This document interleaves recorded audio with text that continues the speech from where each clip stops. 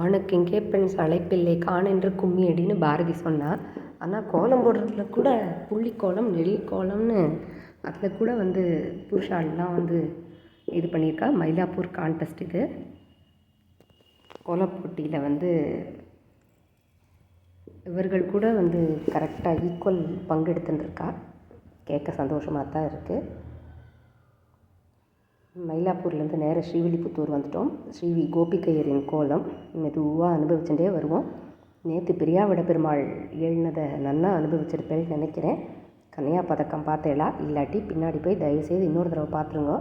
கன்னியா பதக்கம் வைர திருமங்கல்யம் எல்லாம் சாத்தின்று சர்வாபரண பூஷதியாக இருப்பாள். ரொம்ப அழகாக இருப்பாள். முதல் நாள் வடபத்திர சாயியை பார்த்து எழுதியிருப்பா.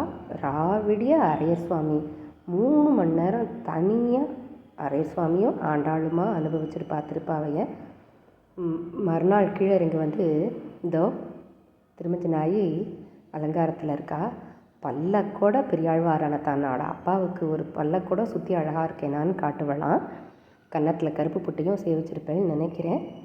அப்புறம் கீழே தாயார் எளிவரா. இன்றைக்கி அதுக்குள்ளே புறப்பாடு ஆயிருக்கும்.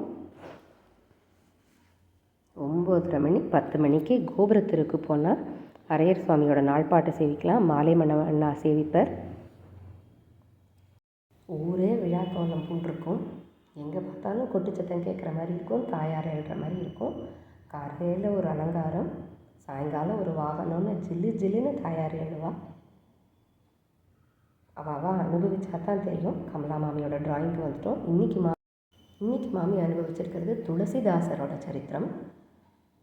துளசிதாசர்னாலே ராம பக்தர்னு தெரியும். வால்மீகியோட மறு அவதாரம் அப்படின்னு சொல்லி நம்பப்படுறார். ராமாயணம் எழுதின வால்மீகிக்கு உத்தரப்பிரதேசத்தில் ஹுல்சி தேவி ஆத்மாராம்ங்கிற தம்பதியருக்கு திருமகனாக பிறக்கிறார்.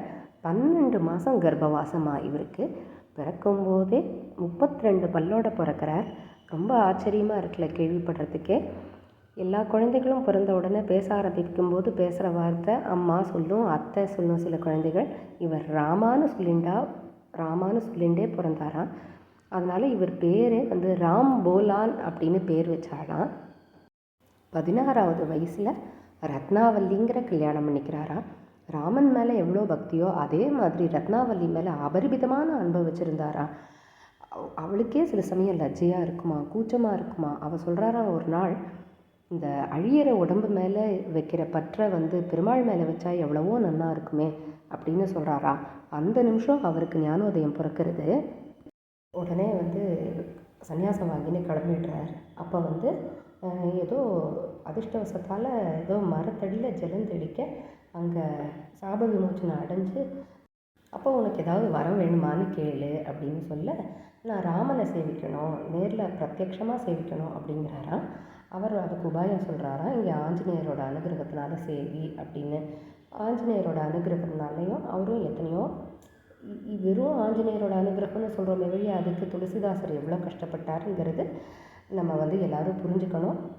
கஷ்டப்பட்டு ராமனை சேவிக்கிறார். அதுதான் குறிக்கோள்னு சொல்லி பிரத்யக்ஷமாக சேவிக்கிறார். அதுக்கப்புறம் அக்பர் முகலாய காலத்தில் இவர் இருக்கார்.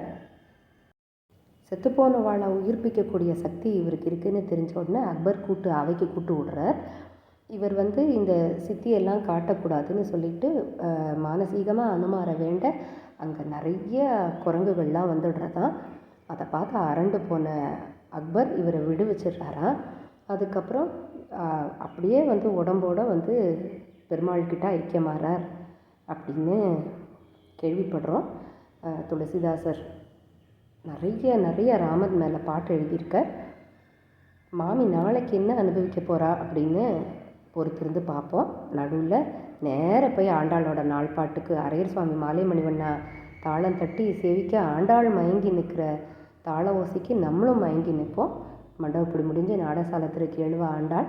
அதுக்கப்புறம் எண்ணெய்காப்பு மண்டபத்துக்கு எழுவா. பின்னாடியே போவோம், ஆண்டாள் பின்னாடியே மானசீகமாவது போவோம்.